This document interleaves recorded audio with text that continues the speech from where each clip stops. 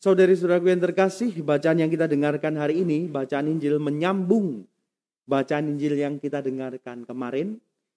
Bagaimana kemarin banyak orang Yahudi meminta tanda kepada Yesus.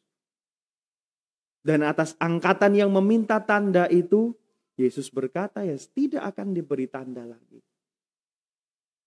Dan yang terjadi sekarang hari ini kita mendengarkan bagaimana murid-murid Yesus sendiri pun tidak mengerti, tidak memahami. Mereka belum sungguh-sungguh mengimani bagaimana Yesus yang mereka ikuti itu adalah Mesias, Sang Penebus. Maka ketika Yesus berkata tentang ragi orang Farisi dan ragi Herodes, mereka berpikir tentang roti biasa, makanan. Padahal Yesus sudah menunjukkan kepada mereka bagaimana betapa Allah sudah menyertai menunjukkan kuasanya kepada semua yang mohon rezeki kepada mereka. Sebab mereka akan diberi makanan secukupnya. Bahkan bisa sampai berlebih. Ketika tadi dikatakan sisanya berapa? 12 bakul, 7 bakul. Bukan makananlah yang diminta untuk dirisaukan oleh Yesus. Tetapi lebih-lebih makanan batin.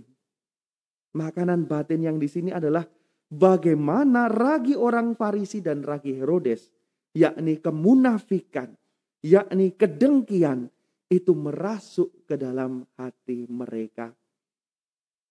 Maka inilah yang diminta oleh Yesus agar para murid berjaga-jaga dan waspada, agar mereka tidak terpengaruh oleh kemunafikan dan kedengkian ini.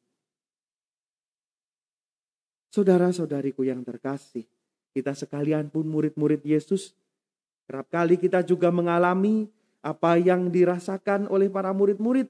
Kita salah mengartikan, kita salah menerima apa yang dimaksud oleh Tuhan.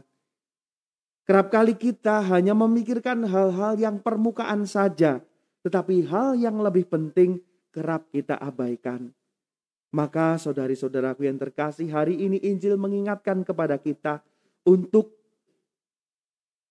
memiliki pengertian yang lebih dalam, pengenalan yang lebih dalam akan Yesus Tuhan kita.